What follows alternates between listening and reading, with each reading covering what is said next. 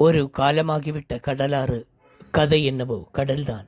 ஆனால் கண்களுக்கு ஒரு சின்ன நீரோடையைப் போல காட்சியளித்து மிகவும் மென்மையாக கதை சொல்லிவிட்டு போன ஒரு காவியம். திரையுலகின் சின்ன நட்சத்திரம், ஆனால் மிகப்பெரிய வரலாறு. அதுதான் அம்மா ரங்கம்மா பாட்டி அவர்கள்.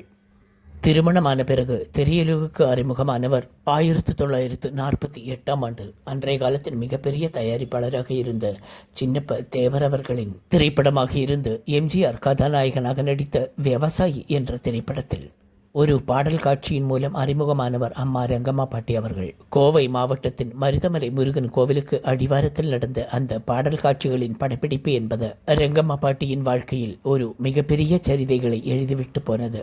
எம்ஜிஆர், சிவாஜி, ரஜினிகாந்த், கமலஹாசன், அஜித், விஜய் என்று இந்த தலைமுறை நடிகர்கள் அனைவரிடம் விழுத்து கட்டிய அம்மா ரங்கம்மா பாட்டி அவர்கள் தெலுங்கு தேசத்திலும் NT ராமராவ், நாகேஸ்வர ராவ், சிரஞ்சீவி, நாகார்ஜுனா என்று இவர் பயணித்த பயணங்கள் என்பது அந்த காலத்தின் ஹிந்தி திரையுலகின் மிகப்பெரிய சூப்பர் ஸ்டாராக இருந்த அமிதாப் பச்சனின் திரைப்படம் வரைக்கும் மலையாள திரையுலகின் பிரேம் நசீர், சத்யன் போன்ற மிகப்பெரிய சூப்பர் ஸ்டார்களோடும் இணைந்து கலக்கிய இந்த அம்மாவின் வரலாறு கதைகள் என்பது அவ்வளவு சாதாரணமாக இருக்கவில்லை.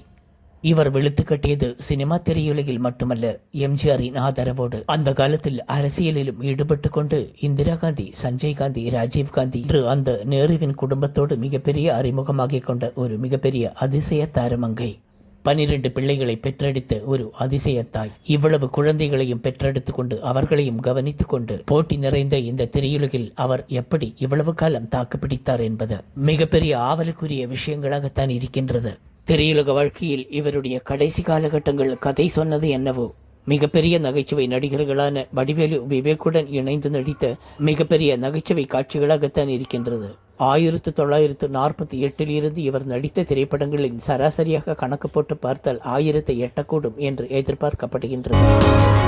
அது மட்டுமல்ல, பாட்டி என்ற ஒரு குறும்படத்தில் நடித்து 4 விருதுகளை பெற்ற இந்த அதிசய தாரமங்கையின் வாழ்க்கையில் நடந்த சாதனைகளும் சோதனைகளும் நிறைந்த இந்த ரங்கம்மா பாட்டியின் சுவாரஸ்யமான செய்திகளை தெரிந்து கொள்வதற்காக கீழே காணும் அந்த முக்கோண வடிவில் இருக்கும் சின்னத்தில் கிளிக் செய்து கொண்டு அனைத்து தகவல்களையும் தெரிந்து கொள்ளுங்கள்.